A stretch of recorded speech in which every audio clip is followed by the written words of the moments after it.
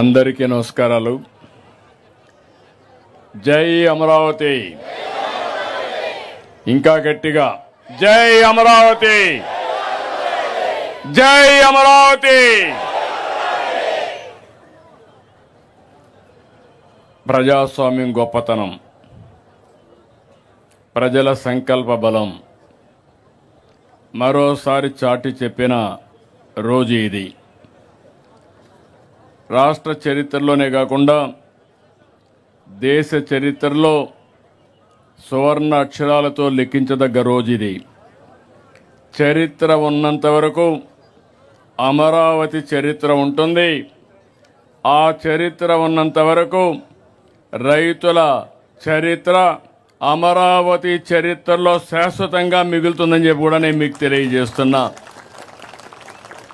విధ్వంసకారులు అనేక కుట్రలు దాటుకుని అమరావతిని గెలిపించుకున్నాం. ప్రజా రాజధాని, ప్రజా విక్టరీగా ఈరోజు మనం నిరూపించుకోగలిగాం. ఈ సందర్భంగా అమరావతి రైతులకు, రాష్ట్ర ప్రజలందరికీ అభినందనలు, శుభాభినందనలు. మన ఆత్మ గౌరవాన్ని నిలబెట్టిన ప్రధానమంత్రి నరేంద్ర మోడీ గారికి మనస్ఫూర్తిగా ధన్యవాదాలు తెలియజేస్తున్నాను. గట్టిగా చప్పట్లు కొట్టి అభినందించండి. అమిత్ షా గారు, అందరూ కూడా కేంద్రంలో ఒకరిని కాదు అందరూ సపోర్ట్ చేసే పరిస్థితికి వచ్చారు. ఇదే ప్రాంతానికి ఇంత మునుపు కూడా వచ్చాను, ఒకసారి గుర్తు చేయడానికి. ఏదైతే విధ్వంసం చేసిన తర్వాత మీ అందరికీ ఇబ్బందులు ఆ రోజే 3 రాజధానులు అనౌన్స్ చేసిన రోజున ఇక్కడికి వచ్చి పవిత్రమైన స్థలం ఇది, మామూలు స్థలం కాదు. దేశంలో ఉండే ప్రార్థనాలయాలన్నింటిలో ఉండే పవిత్రమైన మట్టిని, పవిత్రమైన జలాలు తీసుకొచ్చి ఈ ప్రాంతం అంతా పునీతం చేసి ఇక్కడ అలాంటి పవిత్రమైన మట్టి నీరు ఇక్కడ ఉంది. ఇప్పుడే మాధవ్ గారు చెప్పారు, ఆ రోజు ప్రధానమంత్రి గారు వచ్చినప్పుడు ఒక మాట చెప్పారు. నేను సాక్షాత్ పార్లమెంటు సాక్షిగా పార్లమెంటు దగ్గరుండే పవిత్రమైన మట్టిని, యమునా నది జలాల్ని ఇక్కడ తీసుకొచ్చాను. అంటే ఇది మట్టి జలాలు కాదు, దేశం మొత్తం అమరావతితో ఉంటామని చెప్పి నిరూపించిన రోజు ఇది.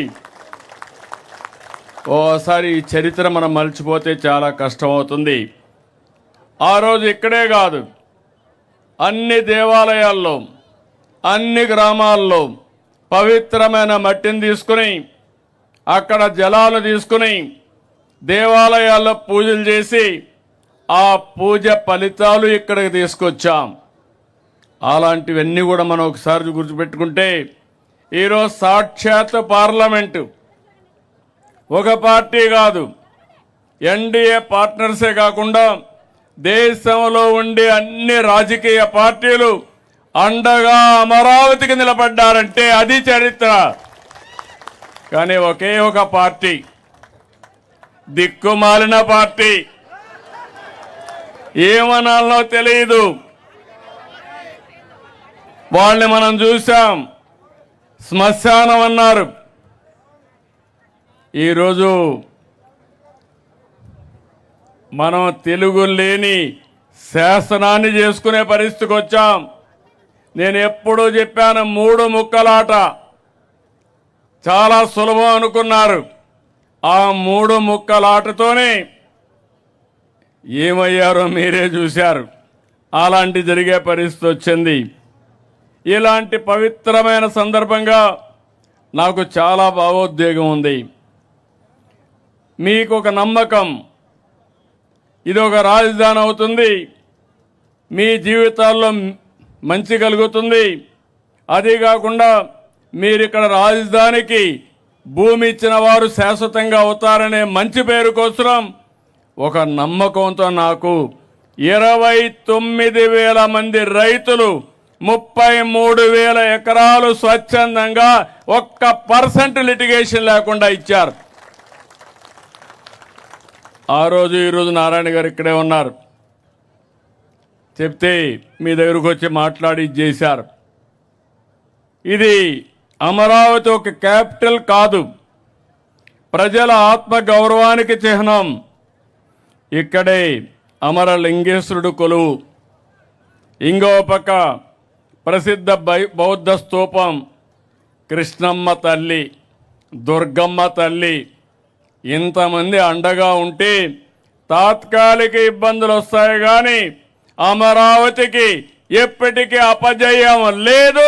ఇది చరిత్ర. ఆ రోజు కూడా నేను ఆలోచించాను, ఎక్కడ రాజధాని అయితే బాగుంటుందని ఆలోచించాం. నడి బొడ్డున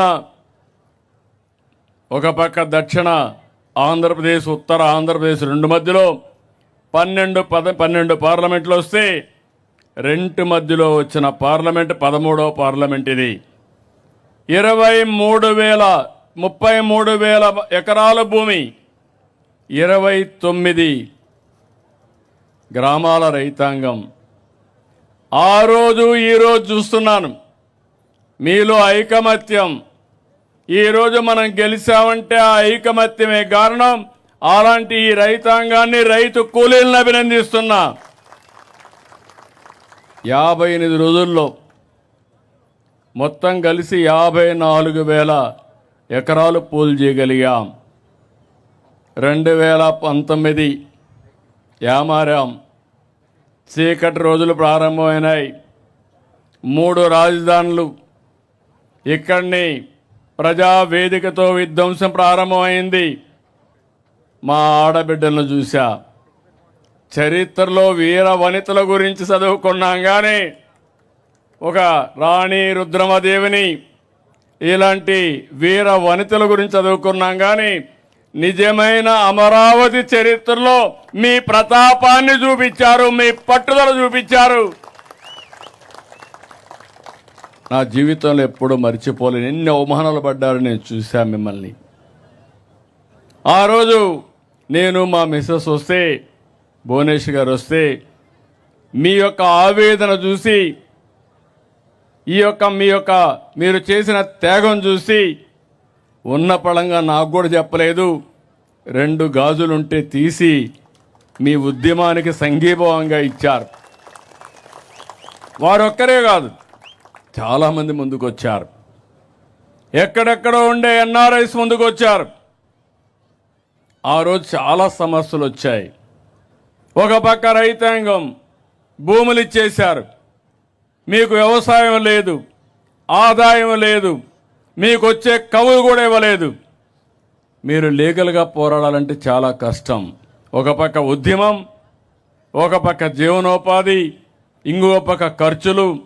ఇవన్నీ చూసినప్పుడు చాలా బాధేస్తే నా దగ్గర కూడా ఆ రోజు డబ్బులు లేవు. ఎన్నో సంవత్సరాలు పార్టీని రన్ చేశాను కానీ డబ్బులు లేకపోతే ఎంత ఖర్చు పెట్టాలని నేను కూడా ఖర్చు పెట్టి కడాల జోలి బట్టి వసూలు చేసి స్ఫూర్తిదాయకంగా మీకు అందించాం ఉద్యమానికి. పవన్ కళ్యాణ్ గారిని చూశాను. ముళ్ళ కంచెలేస్తే ముళ్ళ కంచెల్ని ఛేదించుకొని మీరేమన్నా చేయమని మీ దగ్గరకు వచ్చి సంఘీభావాన్ని తెలియజేశారు. బీజేపీ నాయకులను చూశాను, వాళ్ళు అదే మరిగా వచ్చి సంఘీభావాన్ని తెలియజేశారు. ఇప్పుడు కూడా జ్ఞాపకం, న్యాయస్థానం దేవస్థానం, అమరావతి నుంచి అరసువెల్లి వరకు మీ పాదయాత్ర మధ్యలో మీరు ఆపేసే పరిస్థితి నేనే సజెస్ట్ చేశాను. వద్దు, ఇంకా పోవద్దండి, ఈ దుర్మార్గులు ఏం చేస్తారో తెలియదు, మర్యాదగా ఈరోజు 1 అడుగు తగ్గదాం, రాబోయే రోజుల్లో 10 అడుగు సింహాల మారిగా ముందుకు పోదామని చెప్పా. అది ఈరోజు చూపించాం. అయితే 1631 రోజులు నేను ఒకటే చెప్తున్నా, చరిత్ర పుటలో మీ చరిత్ర కూడా ఉండాలి, మీ త్యాగాలు కూడా ఉండాలి. ల్యాండ్ పూలింగ్ ఇవ్వడం ప్రపంచంలోనే ఎక్కడా లేని స్ఫూర్తి. అలాంటి రాజధాని రాలేనప్పుడు వీరోచితంగా పోరాడి సాధించుకున్న స్ఫూర్తి ఒక్క అమరావతి చరిత్రకే ఉంటుంది. దీంట్లో అనుమానం లేదు. మూడు ముక్కలాట చూసిన తర్వాత 2024 ఏకపక్షంగా ఎన్నికలు జరిగాయి. 94% స్ట్రైక్ రేట్ వచ్చింది. గెలిపించిన తర్వాత బాధ్యత పెరిగింది. మళ్ళీ మొదటికొచ్చాం. ఆ రోజు మీరు చూస్తే మొట్టమొదటిసారిగా హైదరాబాద్ను అభివృద్ధి చేయాలని నేను అమెరికాకు పోయి ఐటీ కంపెనీలు తెచ్చాను. ఈసారి ముఖ్యమంత్రి అయిన తర్వాత 14లో నేరుగా సింగపూర్కి వెళ్ళి సింగపూర్ లాంటి సిటీని నిర్మాణం చేయాలి, మీరు నాకు సహాయం చేయమంటే మాస్టర్ ప్లాన్ తయారు చేసి ఇచ్చారు. మంచి ప్లాన్ తయారు చేసి ఇచ్చారు. వాస్తు బ్రహ్మాండంగా ఉంది. ఎవ్వడు ఏమీ చెయ్యలేడు, ఒక్క ఇంచి కదలపలేరు. సుజావుగా జరుగుతుంది. ఇప్పుడు హామీ ఇస్తున్నా, ఇది ప్రపంచంలోనే ది బెస్ట్ సిటీగా తయారు చేసి జాతికి అంకితం చేస్తాం. ఇది ఒక ప్రపంచ రాజధాని అమరావతి,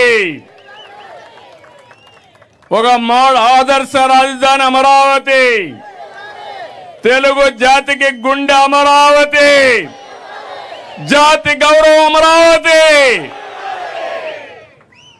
అందుకని మళ్ళీ ప్రధానమంత్రి గారు 2 సార్లు రావడం ఎప్పుడూ చూడరనుకుంటాను. అది కూడా ఒక చరిత్ర. మొదటిసారి ఫౌండేషన్ వేశారు, మళ్ళీ పనులు ప్రారంభించడానికి 2వసారి వచ్చారు. తొందరలోనే 3వసారి వస్తారు. ఏవైతే ప్రారంభించిన పనులు పూర్తి చేసి జాతికి అంకితం చేయడానికి తొందరలోనే వస్తారని చెప్పి కూడా నేను మీకు తెలియజేస్తున్నా. ఇప్పటికి కూడా వైఎస్ఆర్ కాంగ్రెస్ పార్టీకి బుద్ధి రాలా, జ్ఞానోదయం కలగలేదు. కలుగుతుందని మీకేమైనా నమ్మకం ఉందా నేను అడుగుతున్నా? ఇంకా ముదిరింది.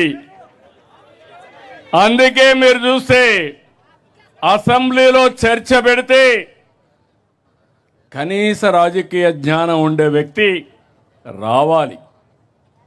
గవర్నర్ స్పీచ్కి వచ్చారు, గొడవ చేయడానికి వచ్చారు. అదే సమయంలో నిన్న అమరావతి పైన తీర్మానం పెడతామంటే ఇక్కడికి వచ్చే పరిస్థితిలో లేరు. ఇంకో పక్క మీరు చూస్తే ఢిల్లీలో లోకసభలో రాజ్యసభలో వ్యతిరేకించిన ఏకైక పార్టీ భారతదేశంలో ఏం పార్టీ? అది పేరు చెప్పాలనా? మీరు మర్చిపోవాలి, రాష్ట్ర ప్రజలు మర్చిపోవాలి, పీడ విరగడ కావాలి రాష్ట్రానికి. అలాంటి పార్టీ అది. ఈరోజు కొత్త స్లోగన్ తీసుకున్నాడు, మ్యావిగన్ అంటూ. నాకైతే అర్థం కాల, డిక్షనరీలో కూడా చూసా, ఎక్కడ దొరకలా. బుద్ధి లేని వ్యాఖ్యలు, నవ్వులాట వ్యాఖ్యలు. అంటే ఏంటిది నాకు అర్థం కావడం లేదు. అంటే తెలుగు జాతి ఆత్మగౌరవం పట్టలేదు. దుర్మార్గమైన రాజకీయాలు, నేరాలు ఘోరాలు చేసే ఆలోచనలే. వీళ్ళకు ప్రజల గురించి పట్టింపు లేదు, రాష్ట్ర భవిష్యత్ అంతకంటే లేదు. విధ్వంసాలు చేయడం, విషం చంపడం, ప్రజల్ని భయభ్రాంతులు చేయడం. అమరావతిని చంపాలనుకున్న మీరు ఇంకా బాగుపడే సమస్య లేదని మీ అందరికీ విజ్ఞప్తి చేస్తున్నా. అందుకని బిల్లుపై పార్లమెంట్లో వాకౌట్ చేశారు. శాశ్వతంగా మీరు ఆ పార్టీని బ్యాకప్ ఏం చేయాలి? బ్లాక్అవుట్ చేయాలి. అప్పుడే వీళ్ళకి బుద్ధి వస్తుంది. రాజకీయాల నుంచి ఇలాంటి వాళ్ళని నేను చాలా రాజకీయాలు చూసా. 5 దశాబ్దాలుగా రాజకీయాలు చేస్తున్న 48 ఏళ్లుగా రాజకీయాలు చేశా. హేమాహేమిని చూశా, అనేక సమస్యలు చూశా. ఇంత చౌకబారు రాజకీయం, ఇంత నీతిమాలిన రాజకీయం నేను ఎప్పుడూ చూడలేదని చెప్పి నేను మీకు అందరికీ కూడా విజ్ఞప్తి చేస్తున్నా. అందుకనే ఈరోజు మిమ్మల్ని అందరినీ కోరుతున్నా, అమరావతి, ఆంధ్రప్రదేశ్, ఒక్క అమరావతినే కాదు, 3 మెగా సిటీలు విశాఖపట్నం, తిరుపతి డెవలప్ చేస్తాం. ప్రతి ప్రాంతాన్ని అభివృద్ధి చేస్తాం. అమరావతి ఒక స్ఫూర్తిగా ఉంటుంది. ఇక్కడ కూర్చుంటే ఎక్కడ లేని వైబ్రేషన్స్ వస్తాయి. ఇక్కడి నుంచి పరిపాలన సమర్థవంతంగా చేసి ప్రతి ప్రాంతాన్ని అభివృద్ధి చేస్తామని అమరావతి సాక్షిగా ప్రజలకు హామీ ఇస్తున్నాం. ఇక అమరావతి అన్స్టాపబుల్, ఎవరు స్టాప్ చేయలేరు. అమరావతి అజేయం, అద్వితీయం. నేను అందుకే మీ అందరికీ చెప్తున్నా, మీరే చూస్తారు. హైదరాబాద్ నగరం 95/2004లో వేసిన foundation. Hyderabad plus Amaravati. Quantum వస్తుంది, ఒకటి కాదు, ప్రపంచం మొత్తం ఇక్కడికి వచ్చే పరిస్థితి వస్తుంది. నేను మిమ్మల్ని ఒకటే కోరుతున్నా, మీరు కూడా ఏమరపాటుతో ఉంటే మళ్ళా సమస్యలు వస్తాయి. అప్రమత్తంగా ఉందాం. మీకు నేను అండగా ఉంటా. ప్రపంచం మొత్తం బెస్ట్ ప్రాక్టీసెస్ ఇక్కడ తీసుకొచ్చి అమరావతిని బ్రహ్మాండమైన రాజధానిగా చేసి నా రుణం తీర్చుకుంటా. మీరందరూ కూడా సహకరించాల్సిందిగా. ఈరోజు నాకు ఎంత ఆనందంగా ఉందంటే, ఎంత గర్వంగా ఉందంటే చెప్పలేనంత గర్వంగా ఉంది. దానికి కారణం ఈ అమరావతికి శాశ్వతత్వాన్ని తీసుకొచ్చాం. ఎవ్వడు కూడా రాబోయే రోజులు ఈ చట్టాన్ని మారుస్తామని పిచ్చి పిచ్చి మాటలు మాట్లాడుతున్నారు. కానీ ఇది వైఎస్ఆర్ కాంగ్రెస్ పార్టీ కాదు, ఢిల్లీలో అన్ని రాజకీయ పార్టీలు కలిసి చేసిన చట్టం. ఈ చట్టాన్ని ఎవరూ మార్చలేరని మరొకసారి మీకు విజ్ఞప్తి చేస్తూ, రాష్ట్రం మొత్తం అమరావతి పైన ఒక మన రాజధాని, ఇంతవరకు అడ్రస్ లేని మనకు ఒక అడ్రస్ క్రియేట్ చేసుకున్నాం. దీని అందరూ ఓనర్షిప్ తీసుకోవాల్సిన అవసరం ఉంది.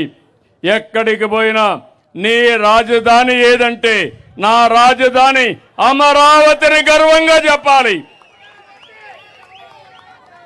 జై తెలుగు తల్లి, జై భారత్, జై అమరావతి.